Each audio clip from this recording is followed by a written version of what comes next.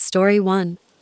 It was a Friday afternoon, and like every week, I made the trip to the bank to deposit the company's earnings. The deposit bag contained nearly $30,000 in cash, along with several checks from our clients. It wasn't the first time I'd been trusted with this task. I'd done it dozens of times before, and nothing had ever gone wrong. I remember walking into the bank, the cool blast of air conditioning a welcome relief from the sweltering summer heat outside. The branch was busy but orderly, with customers lining up at the counters and ATMs. I waited in line for my turn, the deposit bag securely tucked under my arm. When I reached the counter, I handed it to the teller, a young woman named Emily who greeted me with a smile. "Another big deposit for you today," she said cheerfully, taking the bag. "Same as always," I replied. She opened the bag, counted the cash and checks with practiced efficiency, and handed me a receipt. "All set," she said, sliding the receipt across the counter. "Have a great weekend." I nodded and left, feeling the same sense of relief I always did after completing the deposit. It wasn't until Monday morning that the call came from the bank's manager, a man named Mr. Carter. His voice was calm but firm. "We've encountered an issue with Friday's deposit," he said.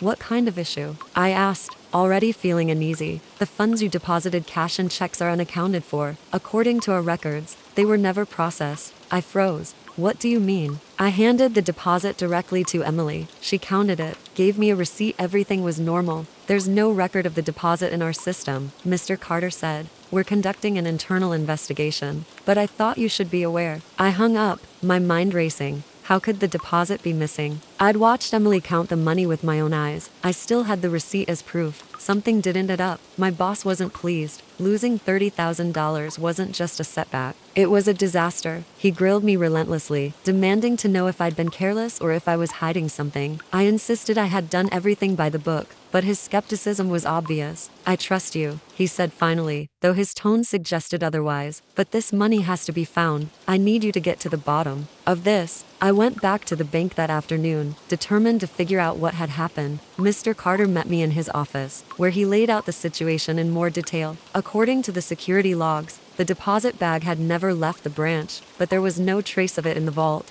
the counters, or anywhere else. "I've reviewed the footage myself," Mr. Carter said. "It shows you handing the bag to Emily, and her processing it at the counter. After that, nothing." "What do you mean, nothing?" I asked. "It had to go somewhere," Mr. Carter sighed. "That's what we're trying to determine." Emily was brought in for questioning, her usual cheerfulness replaced by nervousness. She swore she had followed protocol, placing the deposit bag in the secure bin behind her after counting it. "I don't know what happened after that," she said, wringing her hands. "I swear I did everything right." Her story matched the footage, but something about her demeanor seemed off. Was she scared because she was innocent, or because she had something to hide? The next step was to review the security footage again, this time with a sharper focus. The footage showed Emily taking the bag, counting the cash, and placing it in the bin. At first glance, it seemed routine, but as the video continued, something strange caught my eye. A man in a suit entered the frame, standing near Emily's counter. He wasn't in line, nor did he approach the counter. Instead, he lingered, watching her intently. After a few moments, he walked out of frame. "Who is that?"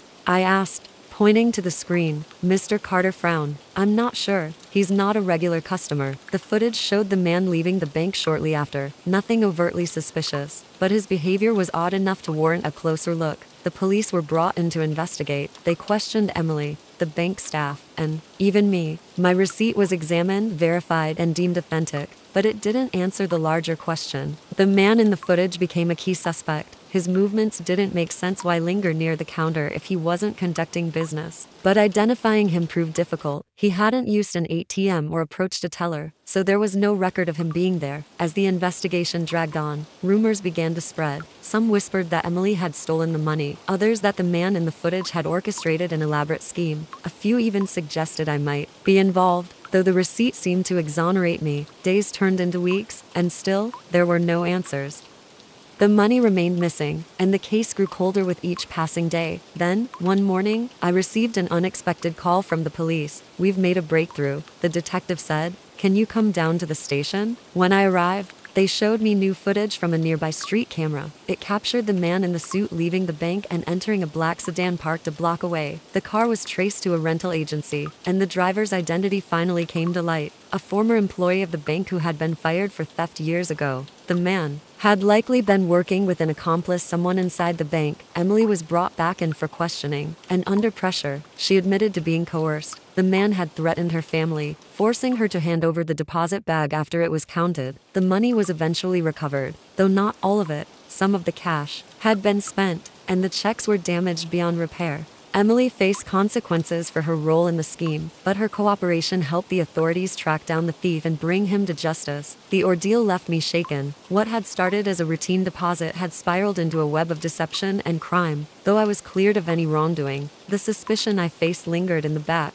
of my mind. Now, every time I walk into a bank, I double-check every step, every face, every detail. Once trust is broken, even in something as mundane as a deposit, it's hard to rebuild. Story 2. The disappearance at the dock. I didn't think much of it at the time. It was just another quiet evening at the marina, the kind where the only sounds are the gentle lapping of waves against the hulls and the occasional call of a seagull. Jimmy and I had been friends for years, and meeting him at the dock wasn't out of the ordinary. He had a knack for boats, always tinkering with them, fixing things no one else could. That night, he was working on the old cutter he'd bought for next to nothing at an auction. The boat was his latest obsession, a weathered vessel named Morning Star that, in its prime, must have been a beauty. Now, it was a worn, creaking skeleton of its former self. But Jimmy saw potential, just needs a bit of love, he'd say with that crooked grin of his, always confident he could bring it back to life. I arrived at the dock around p.m. As the sun was setting, the sky was painted in hues of orange and pink, reflecting on the calm water. Jimmy was crouched near the stern, a toolbox at his side, muttering to himself about a stubborn bolt that wouldn't budge. When he saw me, he stood up, wiped his greasy hands on a rag, and waved me over. "Glad you're here," he said. "This thing's giving me hell." I laughed. "When isn't it?" For the next hour, we chatted while he worked. He talked about his plans for the boat, about how he was going to sail it down to the Caribbean once it was seaworthy. It was classic Jimmy, big dreams, always looking ahead. He asked me to hand him tools now and then, and I obliged, enjoying the easy rhythm of the night. Around 9:30, he stood up, stretching his back. "That's enough for today," he said. "I'm beat." I nodded, pulling my jacket tighter as a cool breeze rolled in off the water. "You need a ride home?" "Nah," he replied. "I'll stick around a bit longer, check on a few things." "You sure?" I asked, glancing at the dimly lit dock. Most of the other boats were dark, their owners long gone for the night. Jimmy was the type who could lose himself in his projects, forgetting the time. "I'm sure," he said, giving me a pat on the shoulder. "Go on, I'll see you tomorrow." I left, not thinking twice about it. It wasn't unusual for Jimmy to stay late, sometimes even sleeping on one of the boats if he got too tired to head home. I figured he'd do the same that night. The next morning, I stopped by the dock on my way to work, expecting to find him there,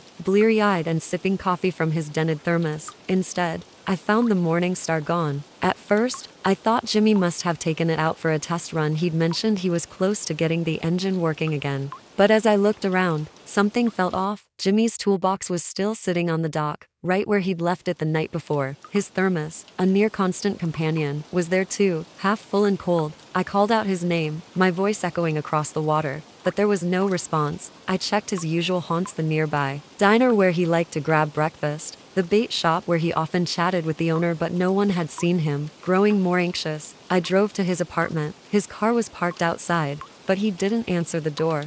After knocking several times, I let myself in with the spare key he'd given me years ago. The apartment was eerily quiet. His keys were on the counter, his phone on the coffee table. It didn't look like he'd been home. A sinking feeling settled in my chest. I called the marina office, hoping they might have seen something. The manager, an older man named Carl, told me he hadn't noticed anything unusual. No one had reported seeing the Morning Star leave, and the security cameras hadn't picked up any activity overnight. It was as if Jimmy and the boat had simply vanished. Over the next few days, I couldn't shake the unease. I filed a missing person report, but the police didn't seem too concerned at first. They suggested he might have decided to take off for a while, maybe on an impromptu trip.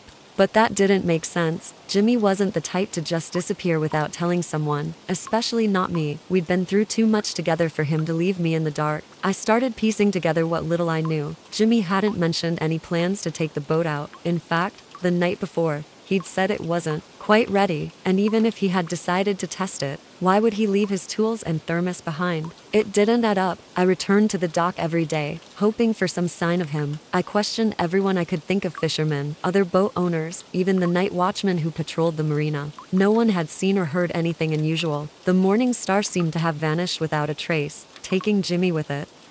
About a week later, a Coast Guard officer called me. They'd found a piece of debris floating miles offshore, part of a hull matching the description of the Morning Star. It wasn't much, just a splintered plank with the faint outline of the boat's name painted on it. There was no sign of Jimmy. The discovery only deepened the mystery. If the boat had sunk, why hadn't there been a distress call? Jimmy always kept a radio on board, and he was experienced enough to use it. Even if the boat had gone down, his body should have washed ashore or been found nearby. I started digging into Jimmy's life, searching for clues. I combed through his apartment, looking for anything that might explain what had happened. Most of what I found was typical Jimmy: receipts for boat parts, sketches of repair plans, a stack of sailing magazines. But tucked in the back of a drawer, I found something that gave me pause: a crumpled note with a phone number and the words "call if urgent" scribbled on it. I dialed the number, my heart pounding. A man answered, his voice cautious. When I mentioned Jimmy's name, there was a long pause before he spoke. Jimmy owed some people money,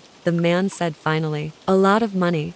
What kind of people? I pressed. The kind you don't cross. The line went dead. The revelation hit me like a punch to the gut. Jimmy had never mentioned being in trouble, but now it seemed clear there was more to the story. Had he tried to flee in the Morning Star, only to meet foul play? Or had someone else taken the boat, leaving no witnesses behind? Weeks turned into months, and the trail went cold. The police labeled Jimmy's case as suspicious but unsolved. I couldn't accept that. Every time I visit the dock, I can still see him there, grinning and full of plans, and every time I wonder what really happened that night.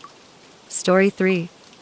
The disappearance at the dock. I didn't think much of it at the time. It was just another quiet evening at the marina, the kind where the only sounds are the gentle lapping of waves against the hulls and the occasional call of a seagull. Jimmy and I had been friends for years, and meeting him at the dock wasn't out of the ordinary. He had a knack for boats, always tinkering with them, fixing things no one else could. That night, he was working on the old cutter he'd bought for next to nothing at an auction. The boat was his latest obsession, a weathered vessel named Morning Star that, in its prime, must have been a beauty. Now, it was a worn, creaking skeleton of its former self. But Jimmy saw potential. Just needs a bit of love, he'd say with that crooked grin of his, always confident he could bring it back to life. I arrived at the dock around p.m. As the sun was setting, the sky was painted in hues of orange and pink, reflecting on the calm water. Jimmy was crouched near the stern, a toolbox at his side, muttering to himself about a stubborn bolt that wouldn't budge. When he saw me, he stood up, wiped his greasy hands on a rag, and waved me over. "Glad you're here,"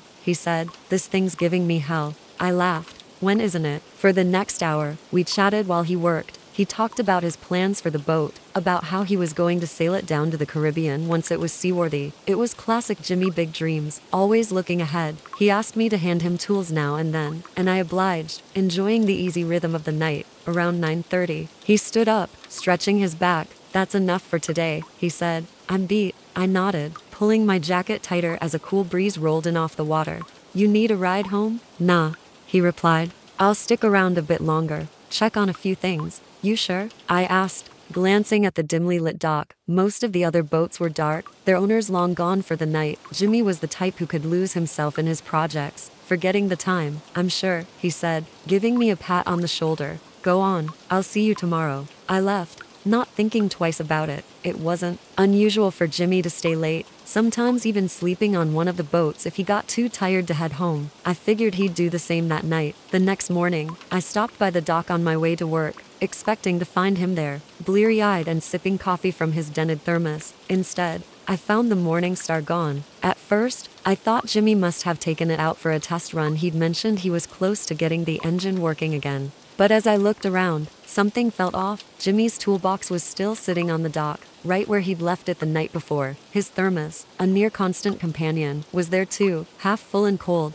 I called out his name, my voice echoing across the water, but there was no response. I checked his usual haunts: the nearby diner where he liked to grab breakfast, the bait shop where he often chatted with the owner, but no one had seen him. Growing more anxious, I drove to his apartment. His car was parked outside, but he didn't answer the door. After knocking several times, I let myself in with the spare key he'd given me years ago. The apartment was eerily quiet. His keys were on the counter, his phone on the coffee table. It didn't look like he'd been home. A sinking feeling settled in my chest. I called the marina office, hoping they might have seen something. The manager, an older man named Carl, told me he hadn't noticed anything unusual. No one had reported seeing the Morning Star leave, and the security cameras hadn't picked up any activity overnight. It was as if Jimmy and the boat had simply vanished. Over the next few days, I couldn't shake the unease. I filed a missing person report, but the police didn't seem too concerned at first. They suggested he might have decided to take off for a while, maybe on an impromptu trip. But that didn't make sense. Jimmy wasn't the type to just disappear without telling someone, especially not me. We'd been through too much together for him to leave me in the dark. I started piecing together what little I knew. Jimmy hadn't mentioned any plans to take the boat out. In fact, the night before, he'd said it wasn't quite ready, and even if he had decided to test it, why would he leave his tools and thermos behind? It didn't add up. I returned to the dock every day, hoping for some sign of him. I questioned everyone I could think of: fishermen, other boat owners, even the night watchman who patrolled the marina. No one had seen or heard anything unusual. The Morning Star seemed to have vanished without a trace, taking Jimmy with it. About a week later, a Coast Guard officer called me. They'd found a piece of debris floating miles offshore, part of a hull matching the description of the Morning Star. It wasn't much, just a splintered plank with the faint outline of the boat's name painted on it. There was no sign of Jimmy. The discovery only deepened the mystery. If the boat had sunk, why hadn't there been a distress call? Jimmy always kept a radio on board, and he was experienced enough to use it. Even if the boat had gone down, his body should have washed ashore or been found nearby. I started digging into Jimmy's life, searching for clues. I combed through his apartment, looking for anything that might explain what had happened. Most of what I found was typical Jimmy: receipts for boat parts, sketches of repair plans, a stack of sailing magazines. But tucked in the back of a drawer, I found something that gave me pause: a crumpled note with a phone number and the words "call if urgent" scribbled on it. I dialed the number, my heart pounding. A man answered, his voice cautious. When I mentioned Jimmy's name, there was a long pause before he spoke. Jimmy owed some people money, the man said finally. A lot of money. What kind of people? I pressed. The kind you don't cross. The line went dead. The revelation hit me like a punch to the gut. Jimmy had never mentioned being in trouble, but now it seemed clear there was more to the story. Had he tried to flee in the Morning Star, only to meet foul play? Or had someone else taken the boat, leaving no witnesses behind? Weeks turned into months, and the trail went cold. The police labeled Jimmy's case as suspicious but unsolved. I couldn't accept that. Every time I visit the dock, I can still see him there, grinning and full of plans, and every time I wonder what really happened that night. Story 4. The empty train compartment. We boarded the train together, a regular commuter line that neither of us had reason to think twice about. It was just after 7 o'clock a.m., the same train we took every weekday. The compartment wasn't crowded, just a handful of early risers, their heads buried in newspapers or phones. I remember distinctly where we sat, across from each other, by the window, with a worn-out table between us. Tom was unusually quiet that morning. Normally, he'd launch into stories about his kids, his weekend projects, or whatever crisis was unfolding at work. But today, he just stared out the window, his brow furrowed. I didn't push him to talk. Sometimes, people just needed their space. The train stopped briefly at a small station, a sleepy town we passed every day without giving it much thought. The doors hissed open, a handful of passengers shuffled on and off, and then we were moving again. I glanced up from my phone to say something to Tom, but the seat across from me was empty. At first, I thought he'd gotten up to use the restroom or grab a coffee from the vending machine in the next car, but minutes passed, and he didn't return. I stood, craning my neck to look down the aisle. The compartment was small, and it was immediately clear he wasn't there. Maybe he stepped off at the station, I thought, though the idea made no sense. Tom would never leave without saying something. We'd planned to ride all the way to the city, where we worked in the same office. I glanced at his seat. His bag was gone too. That's when the unease set in. I checked the other compartments, walking the length of the train and peeking into each car. He wasn't in any of them. I even asked a conductor if he'd seen a man in his early 40s, wearing a navy coat and carrying a black briefcase. The conductor shook his head. If he got off, he must have done it at the last station. We haven't stopped since. I returned to our compartment, sinking into my seat and staring at the empty one across from me. It was absurd. People didn't just vanish. He had to be somewhere on the train, at the station, maybe even hiding as part of some elaborate prank. But deep down, I knew that wasn't like Tom. When the train reached the city, I hesitated. Should I continue on to the office, or go back to the last station to look for him? I decided to call his phone first. It rang twice before going straight to voicemail. "Tom," I said, trying to keep my voice steady. "It's me. Where are you? Call me back as soon as you get this." I hung up, staring at my phone, half expecting it to light up with his name, but it didn't. At the office, no one else had seen or heard from him. His desk was empty, his computer dark. A few colleagues joked about him playing hooky, but I couldn't shake the feeling that something was wrong. I called his wife during my lunch break. "He didn't come home last night?" she asked, her voice rising with panic. "I thought he stayed late with you." He said he had My stomach dropped. No, he didn't stay late. He was with me on the train this morning. At least, he was until I trailed off, unsure how to explain what had happened, until I didn't see him anymore. By the time we hung up, I was certain I needed to go back to the station where he might have gotten off. If there were cameras, maybe they'd show what had happened. The station manager wasn't thrilled about me poking around, but when I explained the situation, he agreed to let me look at the security footage. Together, we watched the grainy black and white video of the train's arrival. Passengers disembarked, others climbed aboard. Then, just before the doors closed, a man who looked like Tom stepped off the train, his face obscured by the brim of his hat. He didn't hesitate, didn't glance back, he just walked briskly toward the exit and disappeared out of frame. "That's him," I said, my heart pounding. "Do you have cameras outside?" The manager nodded, pulling up another angle. This time, the footage showed Tom walking through the parking lot, his briefcase swinging by his side. He climbed into a dark sedan waiting near the curb. The car pulled away moments later, its license plate just barely visible on the screen. "Do you recognize the car?" the manager asked. "No," I said, shaking my head. "He doesn't drive a sedan." I gave the footage to the police, who promised to investigate, but their questions left me uneasy. Had Tom been acting strangely lately? Did he seem stressed or secretive? Did I know of any reason why he might want to disappear? I answered honestly, no, and no. Tom was one of the most dependable people I knew. He loved his family, worked hard, and never gave any indication of wanting to leave it all behind.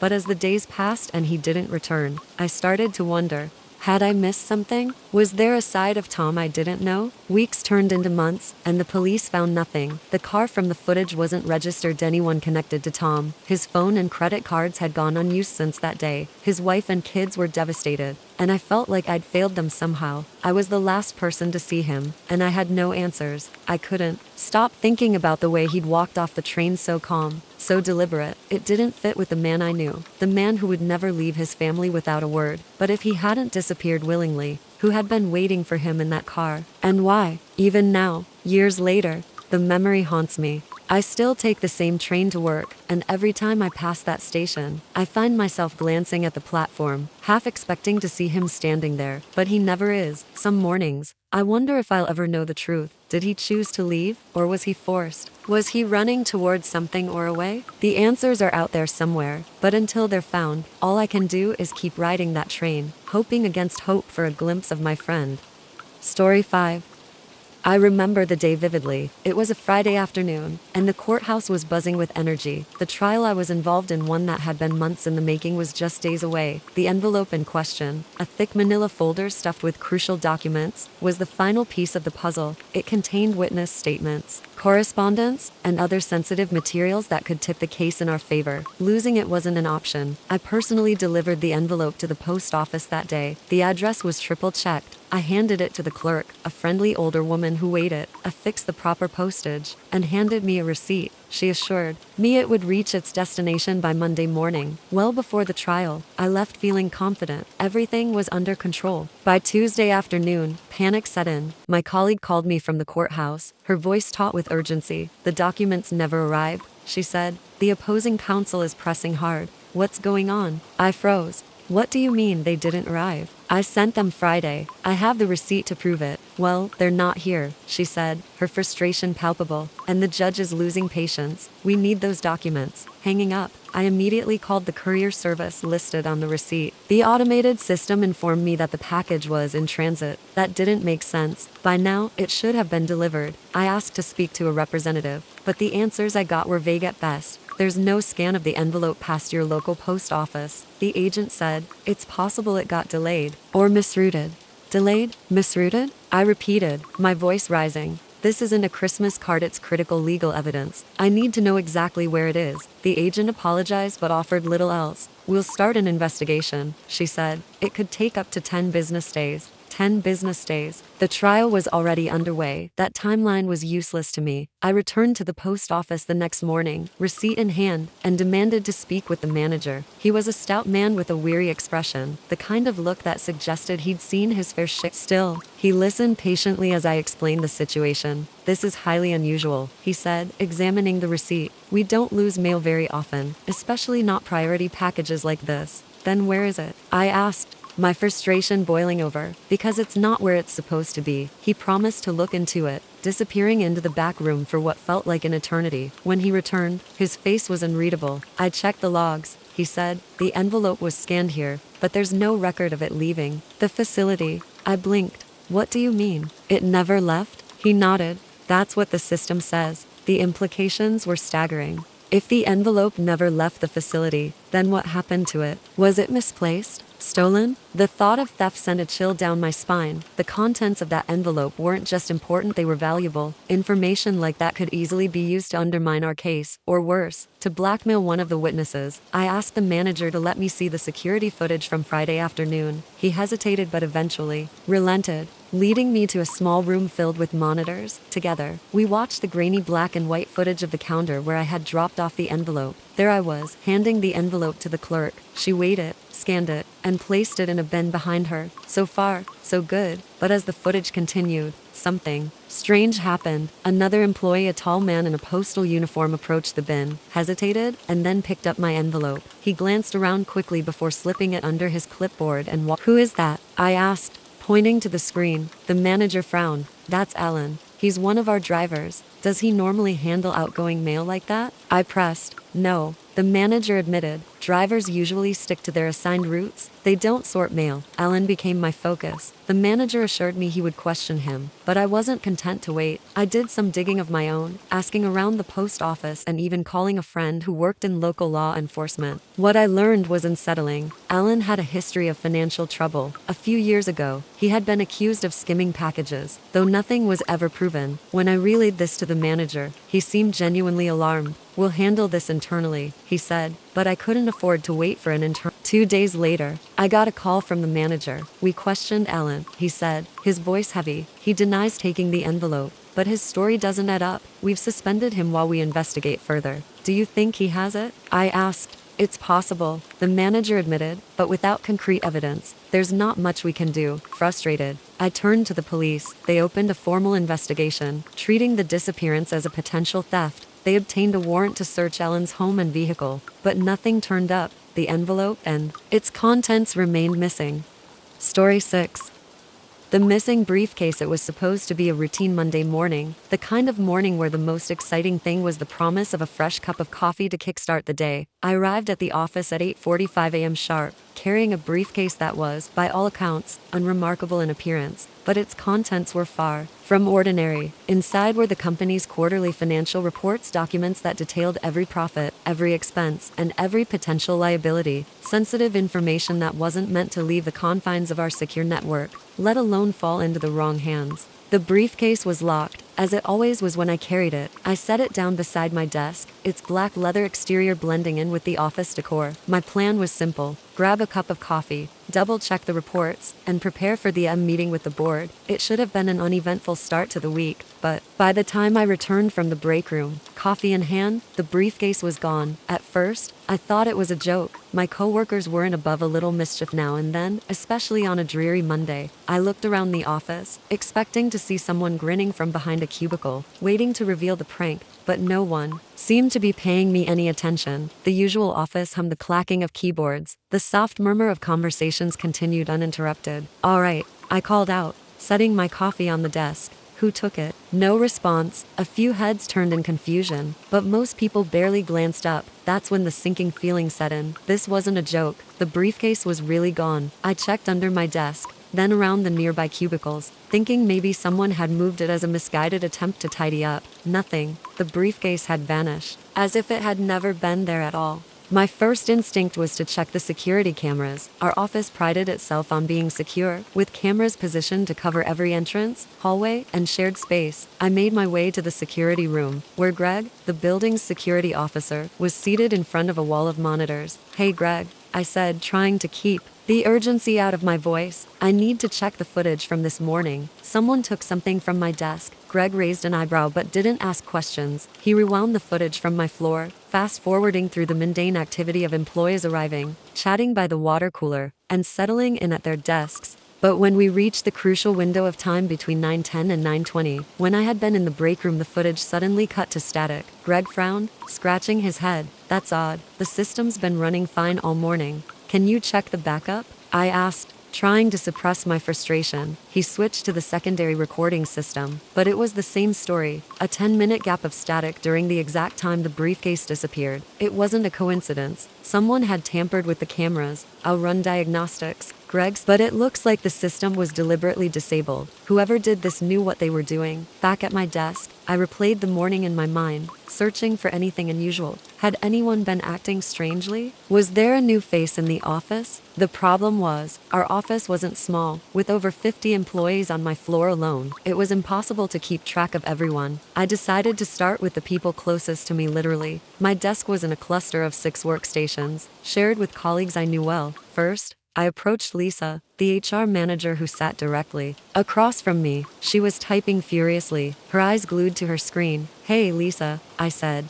leaning against the divider. "Did you see anyone near my desk while I was in the break room?" She paused, looking up with a puzzled expression. "No, I didn't notice anything." "Why? Did something happen?" I hesitated, not wanting to share too much. "Just misplaced something. Thanks anyway." Next, I approached Mark, the IT guy who occupied the desk next to mine. If anyone could have disabled the cameras, it was him. Mark was brilliant but notoriously aloof, often buried in his headphones. Today was no exception. "Mark," I said, tapping his shoulder to get his attention. He slid one earphone off, raising an eyebrow. "Did you see anyone near my desk earlier?" "Nope," he said, barely glancing at me before turning back to his monitor. "Not my job to babysit desks." I sighed. Moving on, the others, Clara, James, and Anita, gave similar responses. No one had seen anything, and no one seemed particularly concerned. It was as if the briefcase had vanished into thin air.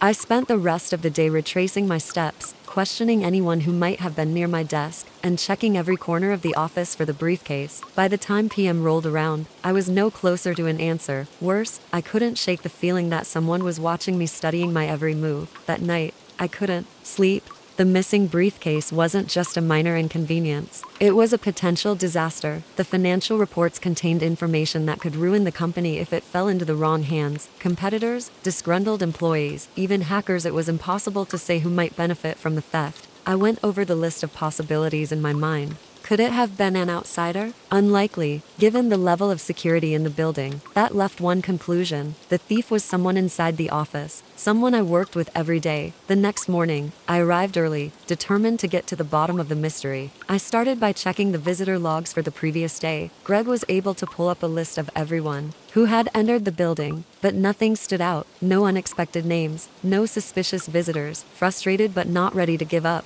I decided to test a theory. I sent an email to my team, vaguely hinting that the briefcase contained tracking software. It was a bluff, but I hoped it might provoke a reaction. Sure enough, within an hour, I noticed Mark acting strangely. He kept glancing at me from the corner of his eye, his usual confidence replaced by a nervous energy. At one point, he even slipped out of the office, muttering something about a coffee run. When he returned, I confronted him. "Mark, is there something you want to tell me?" He froze, his face pale. "What are you talking about?" "The briefcase," I said. "I know you took it." For a moment, I thought he was going to deny it, but then he sighed, slumping into his chair. "Look, I didn't mean for it to go this far. I was just trying to prove a point." "A point?" I repeated, incredulous. Mark explained that he had taken the briefcase as part of some misguided attempt to demonstrate the flaws in the company's security system. He claimed he had disabled the cameras to show how vulnerable we were and intended to return the briefcase before anyone noticed. "Do you have any idea what you've done?" I said, my anger rising.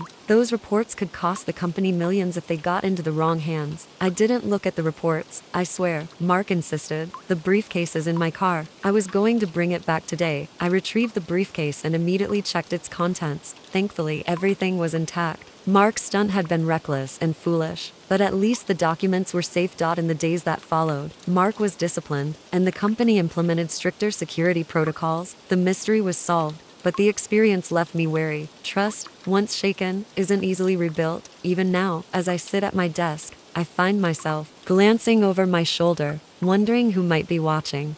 Story 7.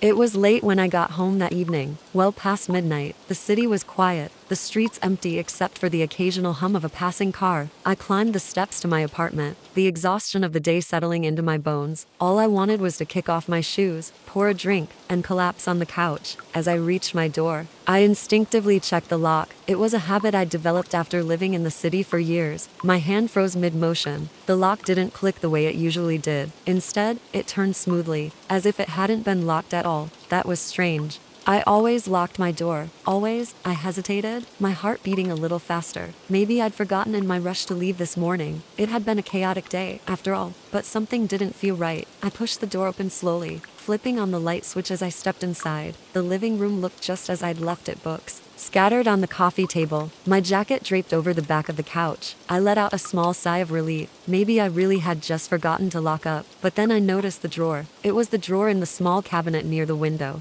The one where I kept my important papers, bills, bank statements.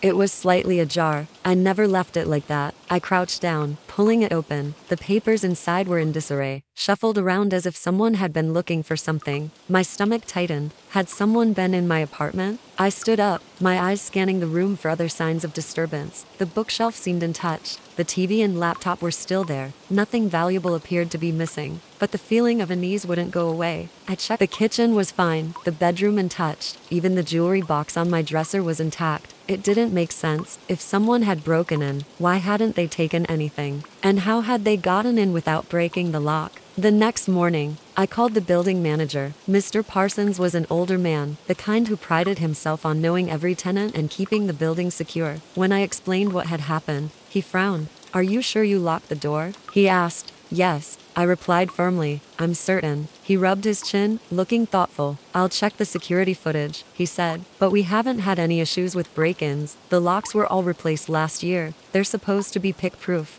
The hallway camera showed me leaving in the morning and returning late at night. No one else had been recorded entering or exiting my apartment. Parsons seemed satisfied it was a false alarm, but I wasn't. For the next few days, I was hyper-aware of everything in my apartment. I checked the lock 3 times before leaving, set small objects near the doors to see if they were moved, even left tiny pieces of tape on the drawer. But nothing happened. Everything stayed exactly as it should. I started to convince myself I'd imagined it. Maybe I had left the drawer open. Maybe I'd forgotten to lock the door. It wasn't impossible, just unlikely. Then it happened. Again. I came home one evening to find the drawer open once more. This time, there was no denying it. The tape I'd placed on the side was torn, the edges frayed as if someone had pried it open. My hands shook as I pulled it open, rifling through the contents. Everything was there except for a single envelope. It was an old one, containing a letter from my grandmother and a few photographs. Sentimental, yes, but hardly valuable. Why would anyone take that? I called the police this time, filing a report. The officer who came to my apartment was polite but skeptical. Without signs of forced entry, they couldn't do much. "Probably someone with a copy of your key," she said.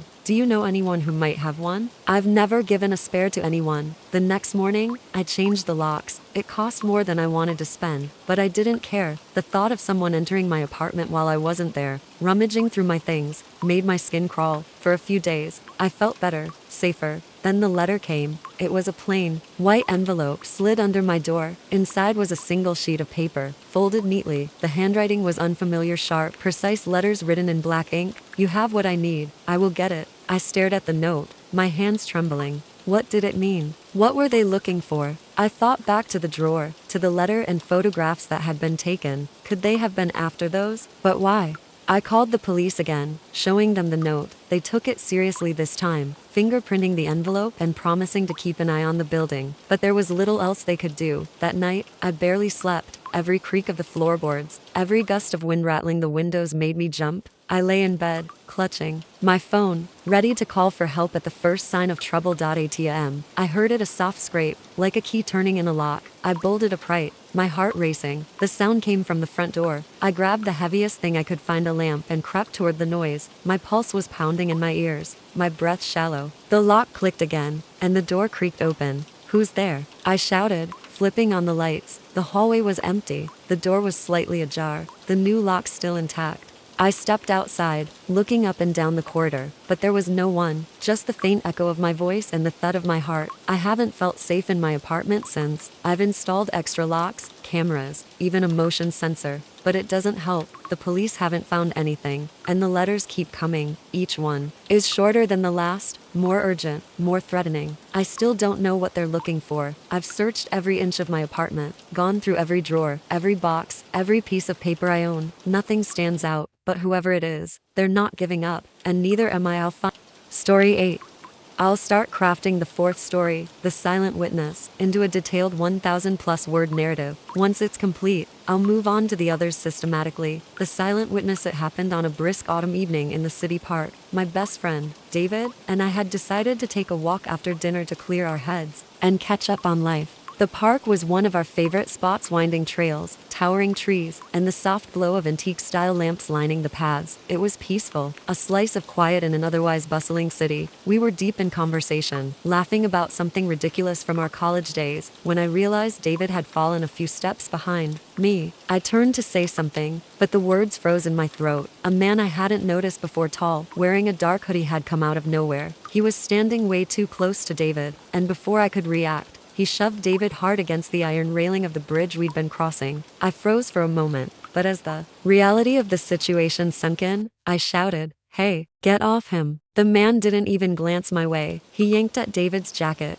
By the time I started running toward them, the attacker had grabbed what he wanted and bolted into the shadows of the park. I caught a glimpse of his silhouette disappearing into the trees, but it was too dark to make out anything more. I helped David to his feet, my heart pounding. He was shaken but unharmed, save for a bruise on his arm where he'd hit the railing. "He took my wallet," David said, his voice trembling. "Everything, cash, cards." We stood there for a moment, catching our breath. That's when I noticed him, an old man sitting on a bench just a few feet away. He was bundled up in a heavy coat, a knit cap pulled low over his forehead. He wasn't reading, wasn't looking at his phone, just sitting there, staring straight ahead. I approached him, my voice still edged with adrenaline. "Did you see that? The guy who attacked my friend, he ran past here. Did you notice which way he went?" The old man turned his head slowly, his expression blank. "I didn't see anything," he said, his voice gravelly. I frowned. "You were right here. He ran right past you." "I didn't see anything," he repeated, shaking his head. Then he looked away, as if dismissing me altogether. Frustration bubbled up inside me. How could he not have seen anything? He was practically in the middle of it. But before I could press him further, David tugged on my sleeve. "Let's just call the police," he said quietly. We reported the incident to the authorities, describing the attacker as best as we could. A tall man in a hoodie, a forgettable face, if I was being honest. In the chaos of the moment, I hadn't focused on the details that mattered most. The officer asked if there were any witnesses. I mentioned the old man on the bench. "He says he didn't see anything," I told them. The officer frowned but jotted it down in his notebook. By the time the police finished their report and left, the old man was gone. Over the next few days, I couldn't stop thinking about him. Something about his demeanor didn't sit right with me. The way he'd avoided eye contact, how quickly he'd dismissed my questions, it felt off, almost rehearsed. Was he afraid? Or was he hiding something? David, on the other hand, seemed eager to move on. "It's not worth obsessing over," he said when I brought it up again. "The cops won't find the guy, and I've already canceled my cards." But I couldn't let it go. The park was well lit, and the old man had been sitting just a few feet away. He had to have seen something. The following evening, I went back to the park alone. I walked the same path, past the bridge and the bench where the old man had been sitting. To my surprise, he was there again, in the exact same spot. This time, I didn't wait for him to dismiss me. I approached him directly, my tone firm. "You were here the other night when my friend was mugged. I know you saw something. Why won't you tell me?" The old man sighed, rubbing his temples as if my presence was a nuisance. "I told you, I didn't see anything." "You're lying," I said, the frustration spilling out. "Why won't you help? Are you scared? Did you recognize the guy? His eyes flicked to mine for the briefest moment before he looked away again. That fleeting glance told me I was onto something. Look, I said, softening my tone. If you're scared, I understand. But if you know something and don't say anything, this guy could hurt someone else.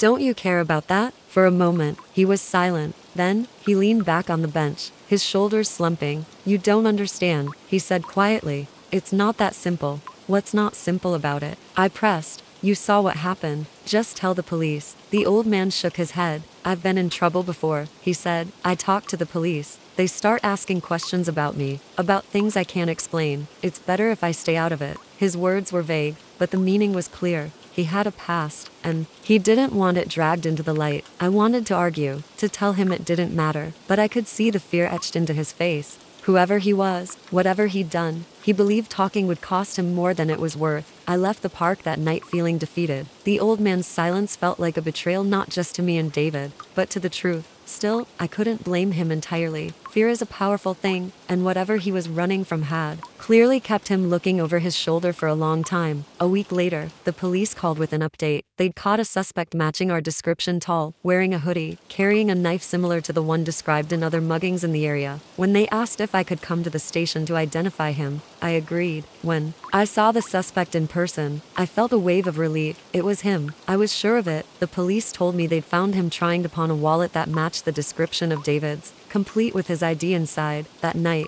I went back to the park one last time. The old man wasn't there, and part of me was glad. I didn't want to confront him again, didn't want to tell him that the attacker had been caught without his help, but another part of me wanted to thank him. In a strange way, even his silence had told me something valuable: that fear can trap people just as effectively as bars. On a cage.as, I left the park. I glanced back at the bench where he had sat. It was empty now, just a shadow in the soft glow of the streetlights. For the first time in days, I felt at peace. The mystery of the silent witness might never be fully solved, but the bigger mystery, the one that had consumed me, was finally behind me. Story 9. The gallery was abuzz with excitement the night before the disappearance. The centerpiece of our newest exhibit, Solitude in Motion, was a breathtaking sculpture, a delicate yet imposing structure made of twisting metal and glass, crafted by the enigmatic artist Evelyn Maris. It had taken her 2 years to complete and was valued at nearly $500,000. People gathered around the sculpture all evening, marveling at how it seemed to defy gravity. The light refracted through the glass like shards of rainbows, creating an almost ethereal effect. By midnight, the last of the guests had left, the lights were dimmed, and the gallery was locked up tight. I had done my usual rounds, double-checking every door and window before heading home. The next morning, I arrived early to prepare for a private viewing, but when I stepped into the gallery, my breath caught in my throat. The sculpture was gone. At first, I thought it was a mistake, that someone had moved it, but that didn't make sense. Evelyn herself had insisted the piece remain exactly where it was, positioned to. I circled the pedestal where the sculpture had stood, as if walking around it would somehow make it reappear. All that remained was the velvet rope that had once surrounded it and a faint imprint of its base on the polished floor. I immediately checked the security system. The alarm had been active all night, and the doors and windows were still locked. The cameras, however, were another story. The feed for the gallery's main room was inexplicably blank for a 2-hour stretch. A cold knot formed in my stomach. Someone had tampered with the system. The police arrived within the hour, treating the gallery like a crime scene. Officers dusted for fingerprints, questioned the staff, and examined the security footage. Detective Laura Kent, a sharp-eyed woman with a no-nonsense demeanor, took the lead. She was calm, but direct as she grilled me about the previous night. Who has access to the gallery after hours? She asked, jotting notes in a small notebook. Just me and the night guard, I replied, and Evelyn. But she doesn't have a key. She'd need to be let in. Did you notice anything unusual at the event? She pressed. Anyone paying too much attention to the sculpture or lingering after the others left? I thought back to the exhibit's opening night. The crowd had been large, but nothing stood out. No, I said finally. Everyone seemed normal. Detective Kent nodded, though her expression remained unreadable. We'll need to speak to the night guard. That was where things started to unravel. The night guard, Paul, was a reliable fixture at the gallery, an older man who had been with us for years. But when the police tried to reach him, he didn't answer. I called his number repeatedly, but it went straight to voicemail. Kent sent a squad car to his house, but by the time they arrived, it was clear he hadn't been there all night. Paul was missing. The investigation took on a more sinister tone after that. The police discovered that Paul's financial situation wasn't. He was deep in debt, with multiple overdue payments and a foreclosure notice on his house. The theory was simple. Paul had turned off the cameras, disabled the alarm, and stolen the sculpture to sell on the black market. But without him or the sculpture, the theory was just speculation. I didn't want to believe it. Paul wasn't just an employee. He was a friend. He had been with the gallery longer than I had, and his loyalty had never been in question. The idea that he would betray me, for money felt impossible, and yet, the evidence was stacking up against him. Days turned into weeks, and the police expanded their search, contacting international art crime units and black market experts. But the sculpture remained missing. I threw myself into the investigation, determined to uncover the truth. I reviewed every piece of footage from the gallery's other cameras, combed through guest lists, and even reached out to Evelyn for insights. It was Evelyn who gave me the first real lead. There was a man at the opening, she said he asked a lot of questions about the sculpture, about how it was made, how it was transported. I thought he was just an enthusiast. But now, I don't know. I asked her to describe him, and she recalled a tall man in a gray suit with dark hair and piercing blue eyes. He had a slight accent, she added, Eastern European. Maybe. The description jogged something in my memory. I remembered a man fitting that description standing near the sculpture during the opening. He had seemed unremarkable at the time, just another admirer. But now, with Evelyn's words in mind, I wondered if he had been more than that. I gave the information to Kent, who managed to track the man down through the guest list. His name was Victor Novick, and he was, as it turned out, an independent art dealer with a questionable reputation. Kent brought him in for questioning, but he denied any involvement. I admired the piece. Yes, Victor admitted coolly, but I had no reason to steal it. My business deals in legitimate acquisitions. Kent wasn't convinced. But without solid evidence, there was little she could do. Victor was released, and the mystery deepened. 2 months later, a breakthrough came in the most unexpected way. A small-time thief was caught trying to pawn a unique glass fragment in a neighboring city. The fragment was quickly identified as a piece of solitude in motion. Under interrogation, the thief claimed he had found it in a storage unit he'd broken into, one filled with various stolen goods. The storage unit, as it turned out, was rented under a fake name, but the police traced the payments back to Victor Novick. When they raided the unit, they found several pieces of the sculpture, carefully packed but damaged during its removal from the gallery. Paul was nowhere to be found, and Victor maintained his innocence, claiming the storage unit had been rented by an associate without his knowledge. The sculpture, though recovered, was a shadow of its former self, its intricate glasswork shattered. To this day, Paul's fate remains a mystery. Whether he was coerced, complicit, or simply a scapegoat, I may never know. The gallery recovered its insurance payout, and Evelyn began work on a new piece, but the loss still lingers. Solitude in Motion was more than a work of art. It was a masterpiece, a testament to creativity and persistence. Its theft and destruction were a reminder of how greed can destroy even the most beautiful things. As for Victor, he disappeared shortly after the raid, vanishing into the shadowy world of art crime. The police believe he orchestrated the theft, but proving it has been impossible. And me? I've learned to lock up more than just doors and windows. Trust, once broken, is far harder to repair.